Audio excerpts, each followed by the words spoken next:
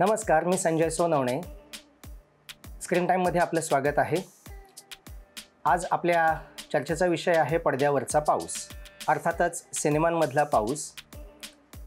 हिंदी सिनेमांमध्ये पावसाची अनेकविध रूपं आपण पाहिलेली आहेत.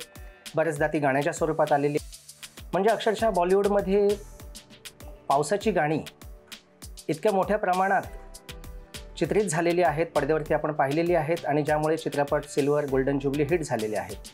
पण आपला विषय आहे तो पावसामुळे सिनेमाच्या कथानकांना वळण मिळालं अशा अनुषंगाने.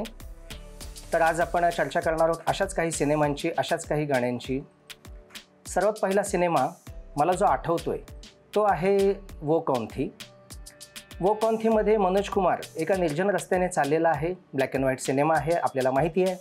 आणि त्या सिनेमामध्ये मनोज कुमार एका मार्गाने चाललेला आहे आणि त्या रस्त्याने जात असताना एका निर्जन स्थळी त्याला साधना भेटते. साधना रस्त्यावरती एकटीच उभी आहे आणि हा गाडी थांबवतो. गाडी थांबवल्यानंतर दरवाजा स्वतःहून उघडला जातो गाडीचा आणि वायपर्स गाडीचे बंद होतात.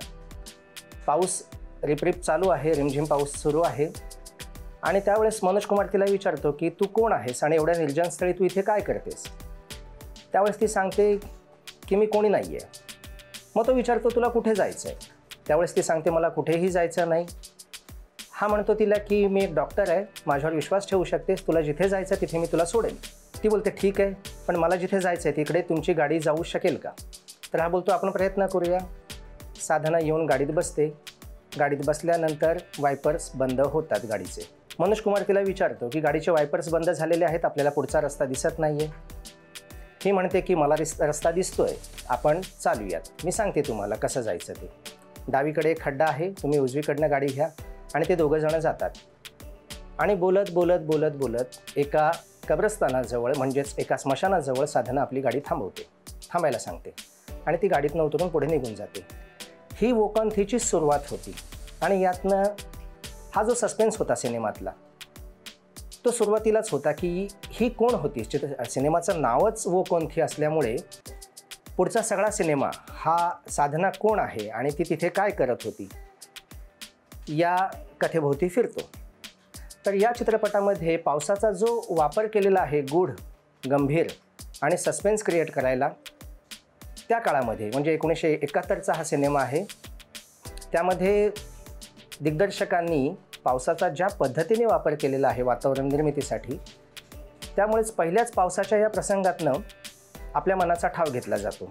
त्यानंतरचा एक अतिशय महत्त्वाचा सिनेमा आहे जो तुम्हाला माहिती असेल, सगळ्यांचा आवडता सिनेमा आहे. मी बोलतोय गुलजारांच्या इजाजत सिनेमाविषयी. इजाजत आपण सगळ्यांनी पाहिलेलाच आहे.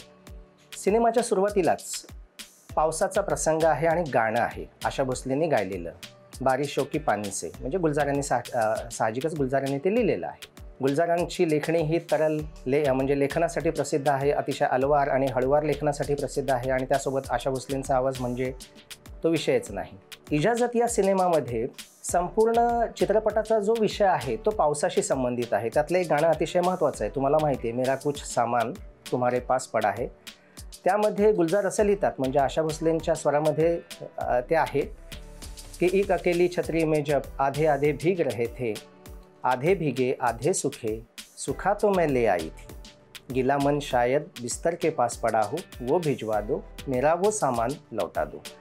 म्हणजे आठवणींचे जे सामान नसरुद्दीन शहांच्या घरी राहिलेलं आहे ती नायिका मागवते आणि त्याच्यामध्ये ती पावसातले हे हळूवार क्षण मागवत असते. सांगण्याचं तात्पर्य हेच आहे की चित्रपटामध्ये, हिंदी सिनेमांमध्ये पावसाला एका व्यक्तिरेखेच्या स्वरूपात समोर आणलेलं आहे अनेक सिनेमांमध्ये.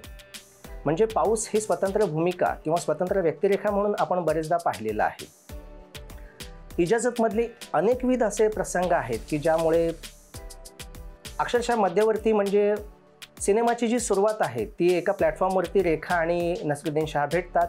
त्यांचा एक फ्लॅशबॅक असतो, त्यांचा एक बॅकग्राऊंड असतो आणि ते वेगळे झालेले असतात. पण त्या एका वेटिंग रूममध्ये म्हणजे एका दार्जिलिंग जवळच्या एका कुठल्याशा हिल स्टेशनच्या वेटिंग रूमवरती हे भेटलेले असतात आणि अनायसे भेटतात. आणि त्यांच्यामध्ये जो संवाद आहे तो संवाद अतिशय गहरा आणि गडद होतो, कारण बाहेर पाऊस सुरू आहे. पाऊस कन्सिस्टंटली सुरू आहे, रात्रभर सुरू आहे, अधूनमधून एखादी मोठी सर येऊन कोसळत आहे आणि अशा परिस्थितीमध्ये हे दोघंजण एकमेकांना येऊन भेटतात याचं चित्रण इजाजतमध्ये गुलजारांनी ज्या पद्धतीने केलं आहे, म्हणजे बरेचदा तुम्ही सोशल मीडियावरती कमेंट वाचले असतील यूट्यूबवरती की फक्त हे पावसातले क्षण पाहण्यासाठी इजाजत हा सिनेमा बरेचदा पाहिला जातो, असं व्ह्यूअर्स आणि त्यांच्या चाहत्यांचं म्हणणं असतं. साहजिकच तुम्हालाही तो अनुभव आला असेल जर तुम्ही तो सिनेमा पाहिला असेल तर. त्यामध्ये नसरुद्दीन शाह जेवण आणायला बाहेर जातो पावसामध्ये एका सायकलची व्यवस्था करून. त्यानंतर एक रेखाचा एक अतिशय महत्त्वाचा त्याच्यामध्ये संवाद आहे नसरुद्दीन शाहशी, की नसरुद्दीन शाह तिला म्हणतो की बाहर बारिश हो रही है. रेखा त्याला म्हणते बरस जाएगी तो थम जाएगी. हे बरसणं कोणतं आहे? हे आठवणींचं बरसणं आहे चित्रपटांमध्ये, की नसरुद्दीन शाह भेटल्यानंतर बऱ्याचशा आठवणी दोघांच्या आहेत आणि बरेचसे प्रश्नही आहेत की आपल्या दोघांमध्ये जे नातं होतं जे आज अस्तित्वात नाही आहे त्याच्यामागची कारणं काय आहेत. कदाचित या वेटिंग रूममध्ये, या रेल्वे स्टेशनच्या वेटिंग रूममध्ये त्याची त्या प्रश्नांची उत्तर आपल्याला मिळतील आणि त्यातनं बरंच काही जे मनावरचं ओझं आहे ते कमी होईल, असा एक उद्देश असतो सिनेमाचा. आणि त्यानंतर त्या दोघांच्या आयुष्यामध्ये काय घडलेलं आहे हे फ्लॅशबॅकमध्ये उलगडत जातं आणि सिनेमा आपल्या शेवटच्या म्हणजे क्लायमॅक्सकडे वळतो. गुलजारांचा अतिशय सुंदर सिनेमा ज्यामध्ये पाऊस हा एका स्वतंत्र व्यक्तिरेखेत येतो. त्यानंतरचा सिनेमा सत्या पाहिला असेल तुम्ही, म्हणजे गुलजारांचा एक सिनेमा आहे जो प्रचंड तरल आहे, ज्यामध्ये त्यांची लेखणी आहे, ज्याच्यामध्ये त्यांची गाणी आहेत. आणि त्याच वेळेस जर 2000 म्हणजे 1999-98च्या काळामधला सत्या, ती पण गुलजारांचीच लेखणी आहे. चित्रपटाची पार्श्वभूमी आणि कथानक हे गुन्हेगारी स्वरूपाचं आहे. त्या सिनेमामध्ये पण पाऊस एका स्वतंत्र व्यक्तिरेखेत येतो. म्हणजे गिला गिला पाणी हे गाणं तुम्हाला माहिती असेल, गुलजारांनी लिहिलेलं आणि विशाल भारद्वाज यांचं संगीत आहे. त्यामध्ये मुंबईतला जो पाऊस आहे तो स्वतंत्र व्यक्तिरेखेमध्ये आलेला असतो. अगदी सुरुवातीचा जो भिकू मात्रेच्या सांगण्यावरनं जो एक गेम होतो, ज्याची एक हत्या होते, त्या हत्येला एक पावसाची पार्श्वभूमी आहे. म्हणजे पावसामधली मुंबई पाहणं हा एक स्वतंत्र वेगळा अवर्णनीय अनुभव आहे असं आपण नेहमीच म्हणतो. पाऊस आणि मुंबई याचंही एक समीकरण आहे, आपण सगळे अनुभवतो बरेचदा. पावसातली मुंबई ही खूप वेगळी दिसते. म्हणजे सायंकाळची मुंबई, की मुंबईतले जे लाईट्स आहेत, हेडलाईट्स आहेत, टेल लाईट्स आहेत, त्याचं प्रतिबिंब पावसात साचलेल्या पाण्यामध्ये दिसतं. हे सगळं आपल्याला त्या सिनेमांमध्ये पाहायला मिळतं.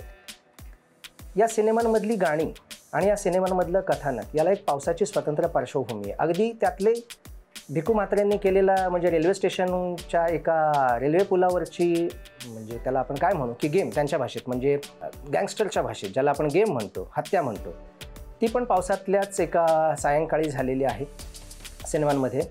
या सिनेमांमध्ये असे अनेक प्रसंग आहेत की ज्यामध्ये पावसामुळे मुंबईतलं गँगवॉर, म्हणजे पावसामध्ये जे रक्त सांडतं मुंबईतल्या रस्त्यांवरती, ते पावसामधल्या पाण्यामध्ये कसं वाहून जातं, त्यातली जी सहजता आहे की हे रोजचं जगणं आहे मुंबईकरांचं, या रोजच्या घडामोडी आहेत, हे दाखवलेलं असतं त्या सिनेमांमध्ये. त्यामुळे सत्या या सिनेमांमध्ये पण पावसाचं एक स्वतंत्र असं रूप आणि भूमिका आपल्याला पाहायला मिळते. त्यानंतर पुढचा सिनेमा आपल्याला माहितीच असेल, दामिनीमधला तो एक संवाद आहे इंद्रजीत चड्ढा आणि याच्यामधला सनी देओलमधला. त्या सिनेमाला, त्या संवादालाही पावसाची पार्श्वभूमी आहे. म्हणजे ज्या वेळेस त्या सिनेमांमध्ये दामिनीचा उल्लेख होतो, म्हणजे मीनाक्षी शेषाद्रीचा उल्लेख होतो, त्यावेळेस आकाशामध्ये वीज कडाडलेली दाखवलेली आहे आणि आवाज येतो आपल्याला आणि एक लाईट पडलेली असते. तर पावसाचा आणि विजेचा चपखल आणि योग्य वापर कथानक पुढे नेण्यासाठी दामिनीमध्ये राजकुमार संतोषी यांनी ज्या पद्धतीने केलेला आहे ते अतिशय बोलकं आणि महत्त्वाचं आहे. त्या सिनेमांमधला जो संवाद आहे सनी देओल आणि अमरीश पुरी या दोघांमधला, त्याला पावसाचा बॅकग्राऊंड आहे, आपल्याला माहिती आहे. त्याच सिनेमांमध्ये ज्यावेळेस सनी देओल रस्त्याने जात असतो आणि त्याच्यावरती हल्ला केला जातो, त्यावेळेसही पाऊस पडत असतो. राजकुमार संतोषींचाच घायल नावाचा सिनेमा आपल्याला माहिती असेल. सनी देओल आपल्या भावाला शोधत असतो सुरुवातीला, म्हणजे अगदी मध्यंतराच्या आधीचा कालावधी जर सिनेमाचं कथानक पाहिलं तर राज बब्बरला सनी देओल शोधतोय त्याच्या मोठ्या भावाला आणि त्याला किडनॅप केलेलं आहे, पकडून ठेवलेलं आहे ते बलवंत रायने, म्हणजेच अमरीश पुरीने. या कथानकामध्ये ज्यावेळेस तो सापडतो, म्हणजे अमरीश पुरी म्हणजे बलवंत राय त्याला फोन करून सांगतो की आज तुला सेंट्रल पार्कमध्ये, मुंबईच्या सेंट्रल पार्कमध्ये तुला तुझ्या भावाची भेट होईल. सनी देओल ते पाहायला जातो, भावाला भेटायला जातो आणि त्यावेळेस एका लॉरीमधनं, एका ट्रकमधनं त्याचा मृतदेह खाली फेकलेला असतो आणि सनी देओल त्यावेळेस जो आक्रोश करतो, तो आक्रोश त्यावेळेस होत असलेल्या पावसामुळे अतिशय गहरा होतो.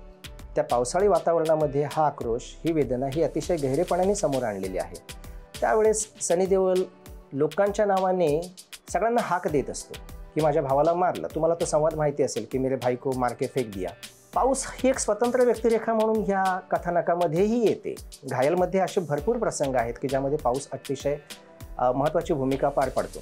त्यानंतरचाच एक अतिशय महत्त्वाचा सिनेमा की ज्याच्यामध्ये पाऊस हा स्वतंत्र व्यक्तिरेखा म्हणून समोर आलेला आहे, मशाल. मशालमधला दिलीप कुमारांचा एक सीन आहे, तुम्हाला तो माहिती आहे की ज्या कथानकाला जे वळण मिळतं सिनेमामध्ये ते त्या प्रसंगांमुळे मिळतं. तो प्रसंग वहिदा रहमान आणि दिलीप कुमारांचा अतिशय नावाजलेला ट्रॅजेडी सीन मानला जातो हिंदी पडद्यावरचा. तो त्यामध्ये पावसाळलेली रात्र आहे आणि पत्रकार असलेल्या दिलीप कुमारांचं सगळं सामान त्यांना घरातनं बाहेर काढलेलं आणि त्यांचं सगळं सामान घरातलं फर्निचर हे सगळं रस्त्यावरती आणून ठेवलेलं आहे. भाडेकरून त्यांना बाहेर काढलेलं आणि हे दोघं जण रस्त्याने जात असताना पाऊस सुरू होतो आणि वहिदा रहमानला वेदना सुरू होतात. त्यावेळेस पाऊस जसजसा पुढे जातो, जसजशा रिमझिम सरी बरसायला सुरुवात होते तशी ही वेदना आणखीन गहिरी होत जाते आणि त्यासोबतच दिलीप कुमारांचा आक्रोशही गहिरा होतो. वहिदा रहमाननं असा एक आजार आहे की जो कधीही उद्भवू शकतो आणि तो त्यावेळेस नेमका उद्भवतो. जावेद अख्तरांनी सांगितलं होतं की हा प्रसंग मी ज्या पद्धतीने लिहिला त्या पलीकडे कितीतरी पलीकडे तो पडद्यावरती साकार झाला. कोणाकडनं? दिलीप कुमारांकडनं आणि साहजिकच वहिदा रहमान यांच्याकडनं. ज्या उंचीवरती या प्रसंगाला नेऊन ठेवलेलं आहे या दोन अभिनेत्यांनी ते पाहून मीही हादरलो होतो पडद्यावरती, हे स्वतः जावेद अख्तर यांनी सांगितलेलं आहे.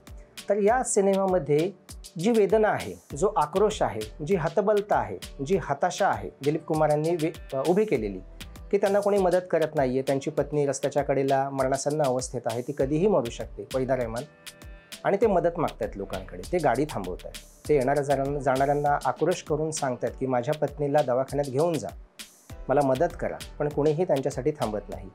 ही हतबल वेदना त्या पावसामुळे प्रचंड गहिरी होते. पावसामुळे त्या वेदनेमध्ये एक प्रकारची खोली जाणवते. ते दुःख इतक्या पटीने वाढतं, त्यामागे हा पाऊसच असतो. पाऊस विरह, वेदना, आनंद, प्रणय म्हणजे रोमॅन्टिसिझम, हिंदी पडद्यावरती पावसाची अनेकविध रूपं आपण पाहिलेली आहेत. आता यानंतर आपण वळूयात पावसाळ्यातल्या गाण्यांकडे. हिंदी पडद्यावरती शेकडो गाणी आहेत की जी पावसाच्या पार्श्वभूमीवरती समोर आलेली आहेत, म्हणजे चित्रित झालेली आहेत. रोमॅन्टिसिझम हा हिंदी पडद्याचा म्हणजे आपल्या बॉलिवूडमधला मध्यवर्ती मानला जातो सिनेमांमध्ये.